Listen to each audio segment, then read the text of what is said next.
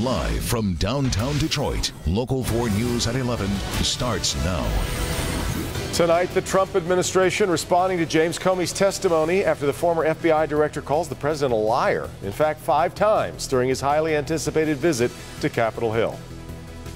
They left school early to serve their country. Tonight, 2 veterans get a special moment more than 40 years in the making. But first, an out-of-control truck slams into a group of people in Midtown. We'll start there tonight at 11. The crash sent 3 people to the hospital, including a 73-year-old man. It all happened during a Tesla pop-up event. That event was being held just outside of Shinola on Canfield Avenue. That's where Jermont Terry is live. And Jermont, what do we know tonight about the driver? Sandra, we know he's in custody on the suspicion of driving under the influence. Now, witnesses say they saw that pickup speeding down the street here. If you take a look over my shoulder, the car lost control and you can see some damage to a trailer. That's where one man was pinned underneath. Thursday evening, the bustle of busy Midtown comes to a screeching halt. All I heard was "look out" and just screams of terror. People standing and walking watched as this blue pickup crossed the center lane, veering right toward 4 people outside the Shinola store in Canfield off 2nd. The passenger in the pickup tells me he looked up in disbelief. And I holler, "Marky, Marky," and all I see is the older white gentleman push off the car. A 73-year-old man was the most severely injured out of the 4 people hit. One gentleman hit the trailer here and was underneath the trailer. But after hitting the people, police say the 42-year-old driver refused to stop. So the passenger did the only thing that came to mind. I couldn't do nothing but think, just throw the car in gear and park. And that's the only reason police say the pickup stayed on scene. But it does appear that vehicle was traveling at a high rate of speed. While everyone rushed to help the injured, the passenger had one question for the man behind the wheel. And I asked him, "Do we know what happened?" He say, "Yeah." I said, "Man, you just damn near killed the guy, man." He said, "Yeah, I know. I think he was just in shock, man." The driver might have been in shock, but police say this crash was preventable. Officers said the driver reeked of alcohol. And obviously this person took it an opportunity to drive after obviously consuming alcohol and possibly some type of narcotic. Now, police took that driver to the hospital to get blood drawn to determine exactly what was in his system. Reporting live in Midtown tonight, Jermont Terry, Local 4. And Jermont, what about those folks who were run over? How are they doing tonight? Well, Sandra, that 73-year-old man is in critical condition. We're told he has some severe injuries to his head. As for the 2 women, we're told that they are in serious condition and they are expected to survive. All right. Thank you, Jermont. New tonight, one of the women accusing Mike Morse of sexual assault has dropped her case, but not for long. This is the accuser who went by Jane Doe, claims she was groped by Morse in Miami. Well, yesterday, a judge ruled she could no longer remain anonymous, had to reveal her name as the case moved forward. Today, she filed a motion to dismiss, but her attorney, Jeffrey Feiger, says she's going to refile the case using her real name. Tonight, Morse's attorney released a statement saying all the cases against his client are weak and accuses Feiger of having a personal vendetta against Mike Morse. Now he waits for a decision. The man known as White Boy Rick had his first parole hearing in 14 years today in hopes of winning his freedom. Rick Warshie was 18 years old when he was sentenced to life in prison for his role in an extensive drug operation. Today, the parole board listened to testimony for 4 hours, including from Warshie himself, who admitted to his drug crimes, but promised that after 29 years behind bars, he said that life is behind him. I think he's very remorseful for the crimes that he's committed, especially while incarcerated. And I can tell you, he won't be back. He wants a new start. He wants his family. He wants his kids. The parole board will now take a vote early next month to figure out if Warshie will indeed be released. One of the most anticipated congressional hearings in recent memory, and it certainly lived up to the hype. Now, hours after James Comey's testimony, the reaction still pouring in from Washington and beyond. Fired FBI Director James Comey explaining why he documented every conversation with the president. I was honestly concerned that he might lie about the nature of our meeting. Then the stunning revelation that it was Comey himself who released the memos, leaking them to the press. To Republicans, unthinkable. The irony is that the former director of the FBI has always been very annoyed when there are leaks. Right, of all people. And then it turns out that he leaked a document himself. To Democrats, strategic. I think Director Comey was careful to be clear that he didn't leak classified information. From the president's personal attorney, a victory lap after Comey said the president was not personally under investigation. The president feels completely vindicated and is eager to continue moving forward with his agenda. And on the president's suggestion of recorded conversations between him and Comey. Lordy, I hope there are tapes. A renewed push to release them. Play the tapes for all of America to hear, or admit that there were no tapes. From President Trump, no mention of today's testimony. You fought hard for me, and now I'm fighting hard for all of you. But a defiant message for supporters and critics alike. Noteworthy that President Trump, who's of course usually very active on Twitter, did not tweet at all today. New video tonight from inside a Waterford patrol car captures a wild police chase involving shots fired and an officer being run over. We got shots fired, man. 34-year-old Tiffany Edwards is accused of leading police on the chase after allegedly following a 17-year-old girl home from CVS. During the chase, she ran an officer over who responded by firing 8 shots at her car.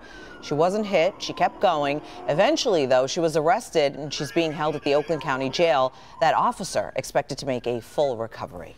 A busy stretch of Woodward closing for the next 90 days. Starting tonight, Woodward between Jefferson and Larned will be shut down to cars so that the city can operate a new pedestrian-friendly Spirit of Detroit Plaza. The plaza will create a walkway from Campus Martius to the Riverwalk. It'll feature food trucks, performances, and areas for visitors to enjoy all of that space. And if all goes well, the city may decide to keep the plaza around longer than for just the summer. But 90 days for now.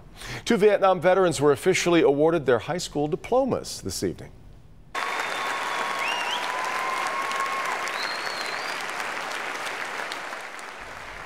U.S. Air Force vet Danny Brown and U.S. Army vet Paul Carpenter both left Berkeley High School to join the military. This was during the Vietnam War. They were able to be awarded their diplomas because of a group of public acts that states the school board may award a high school diploma to qualified vets who left high school to serve. Didn't have to do any classes. Michigan passed a law saying that if you quit school to join the service, which is what I did, that they would give you a diploma. And so I'm here to do that today. Brown would have graduated with the class of 1969, Carpenter with the class of 1971. Great day for them and an important day for their classmates. Exactly. To understand it. Yeah, great. Aretha Franklin receives a big honor from the city of Detroit. Find out what brought the Queen of Soul to tears. Also coming up, deputies arrest a man who's walking along a busy highway naked. That was just the beginning of a rather crazy story. Here comes Ben. You're going to want to put on some more clothes for the weekend, but not too many, because look at these numbers we've got for Sunday through Tuesday. 90s with heat index readings in the mid-90s, and that is not the end of the heat. We'll look at it next. But first, a surprise diagnosis threatens to end a local teen's track career. She would cross the finish line in tears. The pain in her back would radiate down to her knees. So after every race, we have pictures of her crossing the line, holding her knees. Coming up next, how that mother's determination helped restore her daughter's quality of life. Paintings, photos, sculptures, and more. It's the unique scavenger hunt you'll see only here on Local 4. Free Art Friday, tomorrow morning at 6 a.m. Scoliosis threatened to end this local teen's track career. That was until her mother took action and found a doctor to help. Jamie Edmonds explains how that 14-year-old was able to get back to what she loves the most. For Reagan Nearing, running is everything.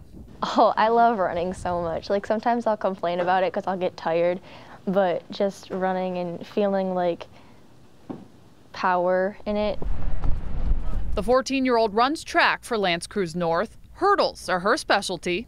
Jump over the hurdles and just finish at the finish line just feels amazing. But there was something much bigger standing in the way of her dreams, a surprise diagnosis 2 years ago. We went and they told me I had scoliosis. The Nearing family was shocked, but it did make sense because their daughter was always in pain. She would cross the finish line in tears. The pain in her back would radiate down to her knees. The cause of that pain? The curve of her spine, and it was progressing quickly. Doctors here in Michigan fitted Reagan with a brace, one she had to wear most of the day. It was like made out of plastic. At one point I was wearing it for like 23 hours out of 24. That too was painful, and the brace didn't even seem to be working. Her orthopedic doctor wasn't sure why it wasn't slowing down, because normally the brace, it doesn't fix it, but at least slows it down. And they kind of use it to buy time until you have a spinal fusion later in life. And her curves were just moving too fast. Doctors told Reagan she needed a spinal fusion, but the recovery time would be 6 months or longer, and it would greatly affect her mobility.